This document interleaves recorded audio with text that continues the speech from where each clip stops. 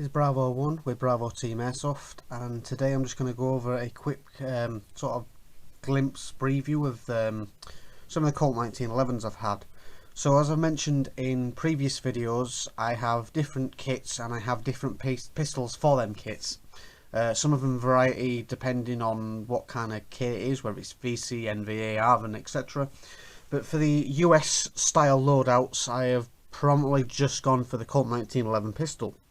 It's one of my favourite handguns even today. In the modern equivalents, you've got your HK45s and your Glocks, etc. I still prefer the 1911 over even a lot of the modern variants, even though there's a lot of benefits to the modern stuff for what is the old stuff. So even under them terms, I'm still a massive fan of the Colt 1911, and as I exclusively just do Vietnam Airsoft these days, I've got a variety of 1911s, all in the Vietnam era style, just with certain differences or unique features or something that I can add to that 1911 to make it more unique, so I don't have a bunch of 1911s that make the same pattern of gun as I've done in previous videos. So that's what I thought I'll go over on this video, and the kind of 1911s I've got and why I've got them for individual loadouts and why I've done said things. So the first one I'm going to start off with is the Colt 1911 you're currently staring at, which is one of the earlier model 1911s. This is apparently, as far as I can tell, has been in production since the 1911 was originally made.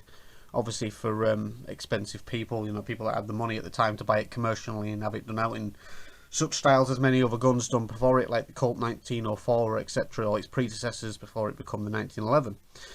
So this was originally made for someone else that was a member of our team long ago, and I have since purchased it off that person so I could have it in my collection, just because it's quite a unique gun and it's had a lot of different varieties of stuff done to it. So originally it was bought and polished up. The gun itself was quite rare, even in today's market it's quite rare. It was originally the WeTech Colt 1911 Cartel member model 1911. I don't know there's that many of these floating about these days. I think they came out as a fad, maybe as a limited batch, or they didn't sell many or what, I don't know, but I don't think a lot of these have been made, because not a lot of shops I've seen have sold them these days. So originally I bought one of them, I polished it in brasso just to give it a bit more of a nicer finish and shine to the original one, even though it was already silver. I made it look a bit nicer. I then went to a gun website in Texas, I believe, in America, and had the Pachmeyer pearl grips imported over. Originally this is designed to look like the one from, say, Titanic or Dean Winchester's from Supernatural. It's not the exact match, but it's something of a similar style. So that's originally what this has gone for. It's more, that Al Capone 1930s gangster kind of 1911. You'd expect the Italian mob or something using this kind of gun. So for collection purposes, I've got this. There is actually a version similar to this that I've actually seen in Vietnam as well.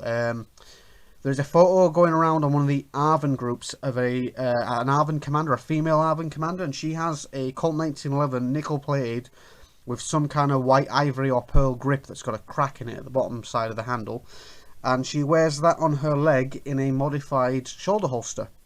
So I've even seen these used in, actual theatre of war of Vietnam. Obviously they've been around a lot longer than that, so it's plausible that I can use it, especially for airsoft.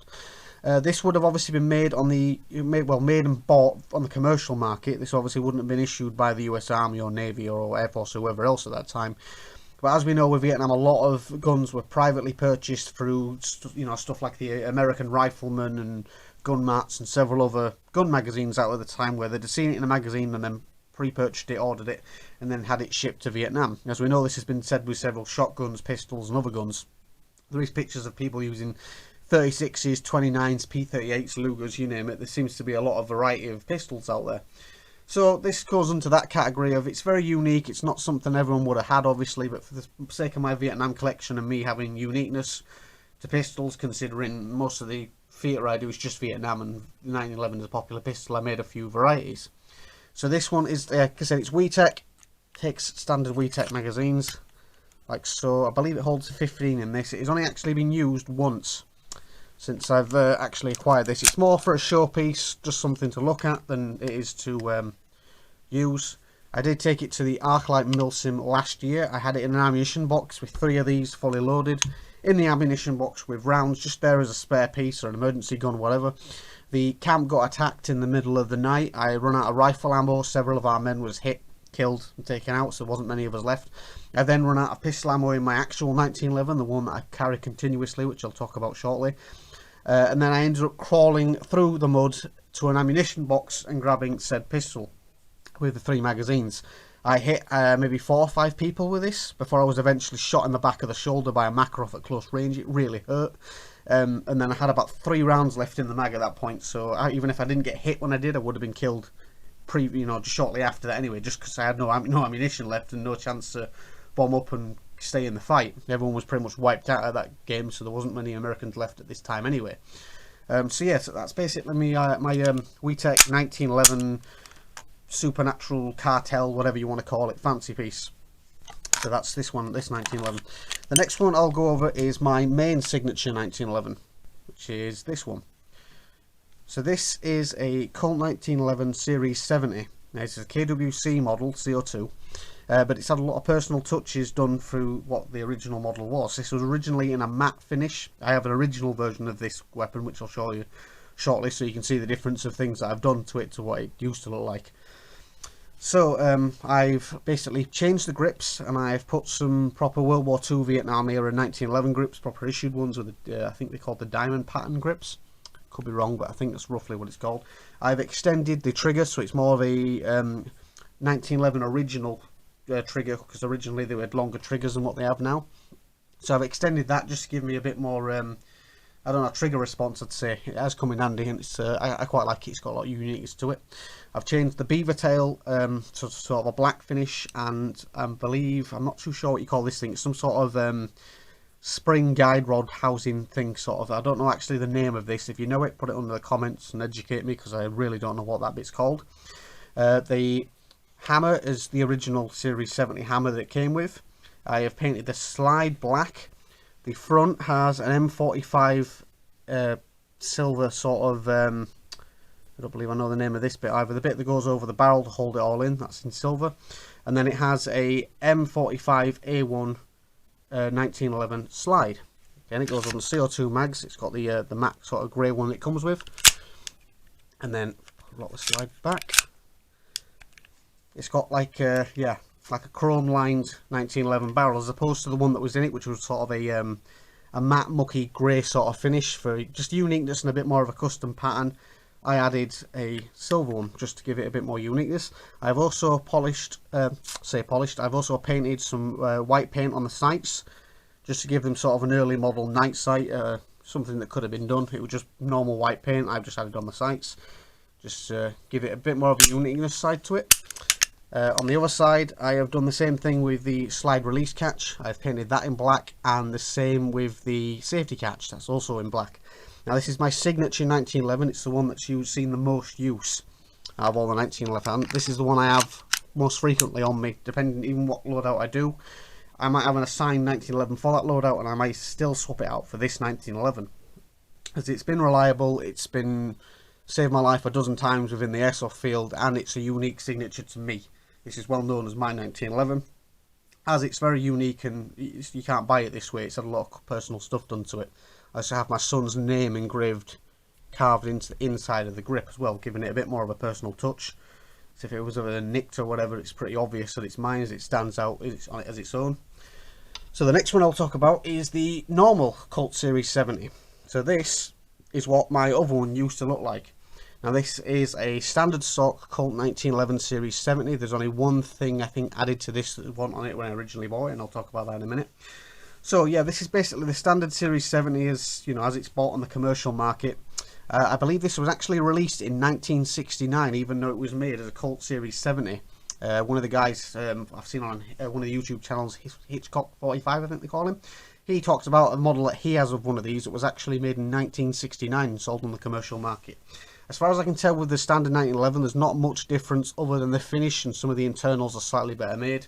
But other than that, I don't think there's much difference from this and the original World War II GI style 1911.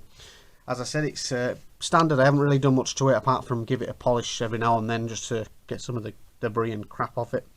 The one thing that is a bit unique to it is the hammer itself. This has a black GI tile hammer. Now I don't know the reason why it has this hammer. I've at some point in life fitted this myself. It didn't come with this hammer.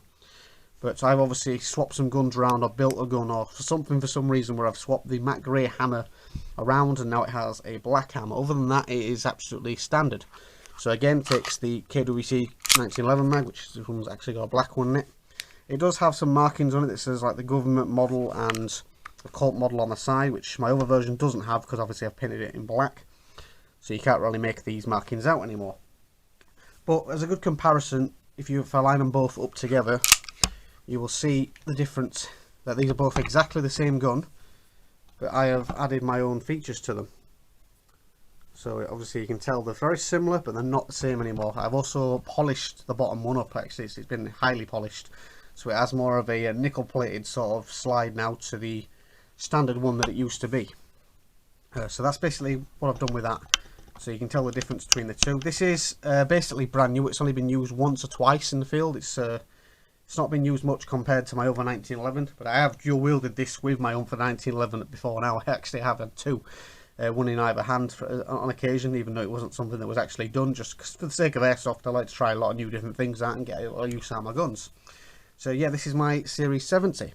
The next one I'll talk about is my original 1911, which is this one. Now this is a KWC, this was a standard model. As you can see, it's quite tattered, worn and old at this point. It's been used quite frequently. I've had this one for 6 years, I believe. 6, maybe even 7 years. I've had it a long time. I've had this since before I actually did Vietnam.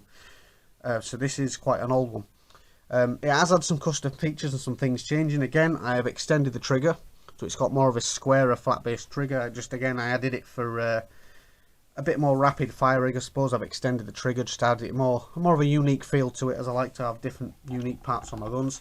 I've also swapped the beaver tail and again the spring tension thing in at the back for the rod. They're in like the matte silver that was originally on the Series 70 that I've customised. The hammer's the same. I believe the safety's the same. The slide release catch is the Series 71. And I believe the front end that goes on the barrel, that's originally a Series 71 as well that I've swapped around. The grips are Springfield Army grips. These have also seen a lot of wear and tear and use. They are real ones, so they're quite faded and look very old. Other than that, that's pretty much standard 1911. I've kept it more or less the same, other than changing a couple of various bits just to give it more of a personal sort of feel. The barrel on the side is the original. There's no painting or anything on the sides. I've kept it pretty much bog standard, except minus doing a few kinks and a few little changes to it just to make it mine. As you can see, this has seen a lot of use, so it's very worn and torn down and what have you. It's being quite overly used now with it getting so old. So yeah, that's that 1911. So my last one is a Malone Loeb 1911. Now I believe this one was originally made from the game Black Ops, where they've got the idea, because if I just turn this around on this side, you can see all the engravings on the slide of how many kills he had. Now the original Black Ops, when Call of Duty used to be good, they did a sort of a Vietnam Cold War one, and on the poster to that he had the 1911. I think it had Betty written on the other side, and basically all the engravings of how many people he'd killed. So I'm assuming that's where the idea for this has come from, as it came out shortly after I saw that poster. So this obviously originally is a Malone Loeb one, but I've done a lot of personal work to this. So I've changed the plastic grips out for real dark, worn, burnt style 1911 grips. These are the diamond formation ones, much like what they used in Vietnam. It could even be the era correct ones for the state that they're in. I got them second hand in a worn state like this. I've polished the trigger.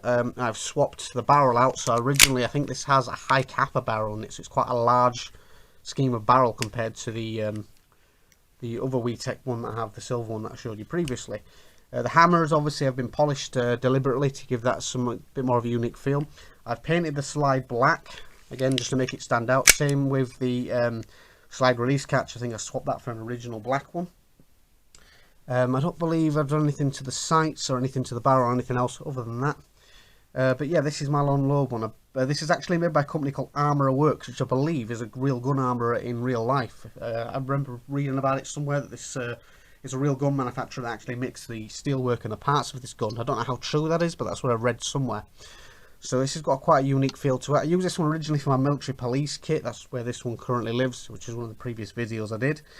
And this I have actually used. When I first got this, I think I had it for the first Vietnam Milsim I went. I think this is the one I carried, as I like the uniqueness to it. But with it being green gas, it doesn't get as much use, as I don't find it as reliable as CO2, considering Here in the UK, the weather is often cold, wet, rainy and windy. The green gas guns don't tend to function as well as the CO2 ones. So for that reason, I've gone with CO2.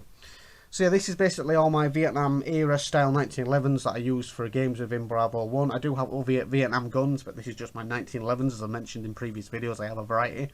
So I thought I would just do a video on what I have and why, in case anyone was curious. So this is Bravo 1 with Bravo Team Airsoft. Thanks for watching.